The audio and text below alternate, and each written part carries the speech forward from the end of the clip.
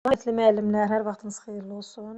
Deməli, mən bu günləri sizə 6-cı sinifin 19-cu mövzusu olan insan həyatında qida məhsulları haqqında məlumat vermək istədim. Onların testə düşən tərəflərini sizə deyəcəm. Deməli, ümumiyyətcə, orqanizmə lazım olan həyatı enerjini bizə verən əsas mənbə nədir? Qidadır. Qida təşkil edir əsas mənbəni. Ümumiyyətcə, qida məhsullarına nələr daxildir? Yağlar daxildir, sularlardır, karbohidratlardır, vitaminlərdir, mineral maddələr və bir də su aiddir bura. Gəlin, baxaq, görək, zülal olmasa insan bədənində nələr baş verə bilər və yaxud da o bizim üçün nə qədər vacibdir? Deməli, zülallar orqanizmin hüceyrə və toxumalarının əsasını təşkil edir. Onlar orqanizm yoluxmalara qarşı mübarizəsində iştirak edir. Yəni, hər hansı bir xəstəliyə yoluxmağımızın qarşısını alır. Əgər insan qida ilə az zülal alarsa nələr baş verə bilər? Deməli, insanın fiziki və zehni gücü azalır, mədə-bağırsaq sisteminin fəaliyyəti pisləşir və eyni zamanda qocalma prosesi tezləşir. Ümumiyyətcə, müəllimlər, zülallar iki cür olur. Deməli, heyvan mənşəli var və bir də bitki mənşəli var. Heyvan mənşəli zülallar yumurtanın ağındadır, deməli, ət məhsullarındadır, süd məhsulundadır və eyni zamanda balıqda olur. Bitki mənşəli zülallar isə deyirik, qoz yağı, fındıq yağı, şabalıd yağı, yəni bu formada yadınızda saxlayın. Və bir də paxlalı bitkilərin toxumlarında zülallar olur. Zülal yağları olur. Deməli, bir də burada şəkillərə baxırıq biz müəllimləri. Bu şəkil formasında ola bilər salallar deyərlər və bu hansı tərkibə daxildir? Zülaldırmı, yağdırmı?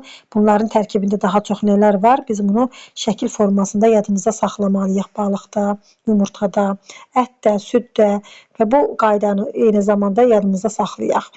Və deməli, gəlirik yağlara. Baxaq, görək yağlar bizim üçün nə dərəcədə mühümlüdür və önəmlidir. Baxaq, yağlar deyir ki, ümumiyyətcə enerji mənbəyi deyiləndə sualda ilk öncə ağlınıza yağı gətirin. Yağlar nədir? Orqanizmin əsas enerji mənbəyidir. Həmən yağlar hüceyrələrin tərkibinə daxildir və eyni zamanda orqanizm maddələr mübadiləsində fəal iştirak edir. Yağlar da iki cürdür. Bitki mənşəli yağlar var və heyvan mənşəli yağlar var. Bitki mənşəli yağlar deyəndə günə baxan yağı, qarğıdalı yağı, kətandır, zeytundur, soya yağlarıdır və kokos yağı ağlımıza gəlir. Yadımızda bu formada saxlayaq. Bitki mənşəli yağlar bunlara aiddir. Amma deməli, heyvan mənşəli yağlar deyəndə, bax, deyirik, balıq yağı, sonra biz xamanı nədən alırıq? İnəkdən alırıq da süddən əmələ gəlir. Süddür, xamadır, yağdır. Bunlar hamısı heyvan mənşəli olaraq gedir. Və karbohidratlara baxırıq. Görək, karbohidratlar nə kimi vacibdir bizim insan həyatında və bir də əsas nələr daxildir, onları biz götürəcəyik. Deməli, karbohidratlar, məlumdur ki, karbohidratlar hesabına orqanizmin əsas enerji xərcləri bərpa olunur və karbohidratlar əsasən bitki mənşəli ərzaqlarda olur. Yəni, karbohidratlar ən zəngin qida məhsulu dənli bitkilərdir. Ən çox dənli bitkilərdə karbohidratlar olur. Dənli bitkilərdən sonra qidalanmada karbohidratlarla zəngin ikinci yeri isə tərəvəzlər tutur. Yəni, ən çox ikinci həm dənli bitkilərdə, həm də tərəvəzlərdə daha çox karbohidratlar olur. Karbohidratlar çatışmazsa görə insan bədənində nələr baş verir? Orqanizm zəifləyir, halsızlıq, baş gicəllənmə və tez-tez aclıq halı baş verir orqanizmdə. Karbohidratlar artıq qəbul edəndə nələr baş verir? Ümumiyyətlə, biz bilirik ki, hər şeyin artığı bədənimiz üçün ziyandır. Əgər karbohidratlar artıq qəbul olunarsa, piyələnməyə gətirib çıxarır. Tərəvəz və yaxud da meyvələrin tərkibində olan karbohidratlar çox xeyirli hesab olunur. Və bir də baxaq, karbohidratlar ən çox, deməli, bağırsaqda həzm edilmir, enerji mənbəyi deyirlər və onlar bağırsağın işini tənzimləyir, eyni zamanda toxluq hissi yaradır, karbohidratlar. Vitaminlərə baxaq. Vitaminlər isə insan orqanizmində yaranmırlar. Enerji mənbəyi olmasalar da sağlamlığımız üçün, həyatın qorunması üçün olduqca vacibdir. Bizim sağlamlığımız üçün vitaminlər çox vacibdir. Bunun üçün də biz əlbəttə ki, bilirik ki, qida ilə vitamini daha çox almaq olar. Və eyni zamanda elə problemlər yaranır ki, yəni qida da ona bəs eləmir. Ona görə də vitaminlər hansı formada istifadə olunur?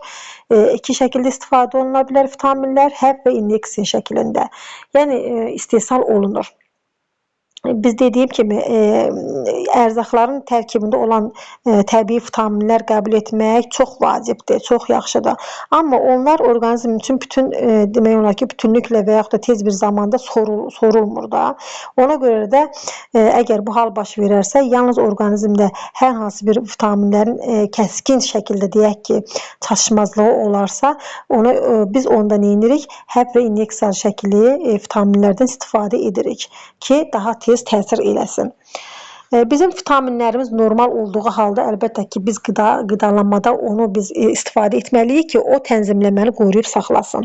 C vitamini nədir? C vitamini biz bilirik ki, yoluxmalara qarşı müqavimətini artırır. Soyuq dəymə zamanı biz ən çox bunu qəbul edirik C vitaminlərindən. C vitamini əsas mənbələri nələrdir?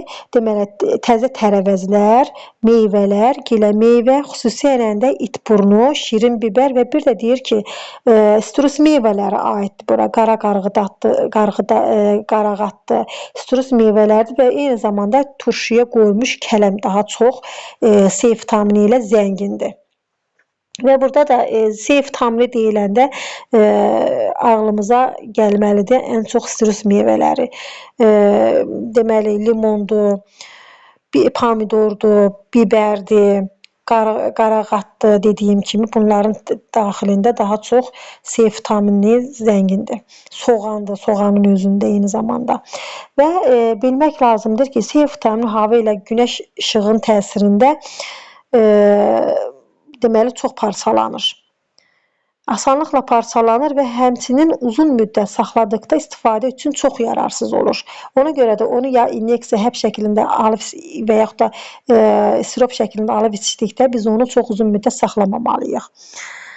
Və burada da dediyim kimi C vitamini mənbələrinə baxırıq. Onlar üçün nələr aiddir şəkilləri biz seçirik. Burada ən azından vizual görüntüdən istifadə etmək lazımdır ki, vizual yaddaşımızda qalsın, gözlə daha çox yadımızda saxlayaq. Və biz gəlirik A vitamininə. Baxaq görək A vitamini olmadıqda nələr baş verir bədənimizdə. A vitamini dərinin sağlamlığı üçün çox vacibdir. O gözlərin selekli qışılarını və yaxud da görmənin bərpası üçün olduqca vacibdir A vitamini. A vitamini həmçinin orqanizm yoluxmalara qarşı müqavimətini artırır. Bir çox vacib proseslərə təsir edir A vitamini. Və bu vitamin xüsusən də böyüyən orqanizm üçün, yəni uşaqlar üçün daha çox əlverişli, daha çox istifadə olunmalıdır. Çatışmazlığı zamanı ondan ibarətdir ki, görmə qabiliyyəti korlanır, dəri qabıq verməyə başlayır və bu da sualda düşür. A vitamini çatışmazsa insan orqanizmində nələr baş verə bilər? Görmə qabiliyyəti korlanır və dəri qabıq verməyə başlayır. A vitamini bitki mənşəli ərzaqların tərkibində daha çox olur. Məsələn, çay tikanlıdır, yer köküdür, şirin bibərdir, ümumiyyətlə narıncı rəngli, başqa bir narıncı rəngli nələrsə varsa, tərəvəzlərdə, meyvələrdə onların daxilində və bir də qırmızı rəngli meyvələrin tərkibində daha çox A vitamininə rast gəlinir. Tərəvəzlərlə birlikdə bu vitamin kifayət qədər yaxşı qalır. Amma günəş şüaları təsiri altında bu vitamin də öz keyfiyyətini itirir. Yağlarla birlikdə qəbul edildikdə yaxşı həzm edilir orqanizmdə. Bunun üçün də məsələn salatlar hazırlayanda, yerkökü salatı hazırlayanda mütləq xama və yaxud da yağ əlavə olunur. Yaxşı həzm olunsun deyə. D vitamini baxaq görək deməli. Burada da şəkilləri yadda saxlamaq lazımdır. A vitamini ilə zəngin olan, baxın görürsünüzmü burada balqabaqdır, şirin bibərdir, rəngarəng. Bax o sözləri yadınıza saxlayın. Rəngarəng meyvələr gördünüz şəkildə. Soğandır, balqabaqdır, rəngarəng bibərdir. Onları görən kimi kökdür, onları görən kimi bilin ki, bu A vitamini ilə zəngin olan meyvə tərəvəzlərdir. D vitamini bizim üçün nə dərəcədə vacib olduğumuz hamı bilir. Bunu bilirik ki, D vitamini çatışmamazlığı zamanı bizdə yaddaşsızlıq belə əmələ gəlir. D vitamini nə cür yaranır, necə əldə edə bilərik? İndi sizə məlumat verəcəm. D vitamini sümüklərin sağlamlığı üçün ən çox vacibdir. Əlbəttə ki, yəni dişlərimizin, sümüklərin, dırnaqların sağlamlığı üçün D vitamini daha çox qəbul edirik. Biz bunu nə cür əldə edirik? Orqanizmdə günəş şüaları altında yaranır D vitamini. Əlbəttə ki, bunun da çatışmamazlığı olanda həb şəklində istifadə edə bilərik. Heyvan mənşəli ərzaqlarda, yəni yağlı balıqda, eyni zamanda qaraciyərdə, kürüdə, yumurtada və bir də süddə D vitamini ilə zəngin qida məhsullardır ən çox. Deməli, E vitamininə gələk. E vitamini isə ən çox əzələlərin möhkəmlənməsi üçün, dərinin normal vəziyyətdə qalması üçün E vitaminindən qəbul edirik. O maddələr mübadiləsində iştirak edir, yağların həzm olunmasına köməklik göstərir. Ən çox bitki mənşəli yağların tərkibində E vitamini olur. B qrup vitaminlərinə baxaq. B qrup vitaminləri karbohidratların həzmini tənzimləyir, qan damar, mədə, bağırsaq və sinir sistemlərinin işinə təsir edir. Bax, deyir ki, qan damar, mədə, bağırsaq və sinir sistemi. Sinir sistemi deyiləndə o suallarda görəndə bilin ki, B qrup vitaminlərinə aid etmək olar. Paxlalı bitkilərin tərkibində ən çox B qrup vitaminləri daha çox rast gəlinir və eyni zamanda isti emal zamanı B qrup vitaminlərinin 20-40% itir. B qrup vitaminlərində isti emal zamanı neçə faizi itir? 20-40% itir. Bu da mütləq testlərdə düşəcək. Baxırıq PP vitamininə. PP vitamini, yəni mədə, bağırsaq orqanizmlərin fəaliyyətini tənzimləyir. Xırda damarları və xırda damarlar PP vitaminindədir. Xırda damarlar genişləndirir. PP vitaminin mənbələri daha çox ət məhsulları və dənli bitkilərdir. PP vitaminin deməli mənbələri nə oldu? Daha çox ət məhsullarında və bir də dənli bitkilərdə olur. Burada da PP vitaminin daşıyıcısı olan, məsələn, ətdir, qarabaşaqdır, balıqdır, kələmdir, çörəkdir. Yəni, bunları da yadımızda saxlayaq. Deməli, dondurulmuş vəziyyətdə PP vitaminləri çox yaxşı qalır. Amma isti emal zamanında bunun da tərkibinin bir neçə faizi, məsələn, 15-30% itir. İsti emal zamanı. Amma dondurulmuş vəziyyətdə keyfiyyəti çox yüksək səviyyədə qalır. Mineral maddələr isə, mineral maddələr də bax sualda düşür. Mineral maddələr sinir, qan damar, mədə, bağırsaq sisteminin işini təmin edir. Onlar həmçinin orqanizm müqavimətini artırmağa, immuniteti yüksəltməyə daha çox iştirak edir mineral maddələr.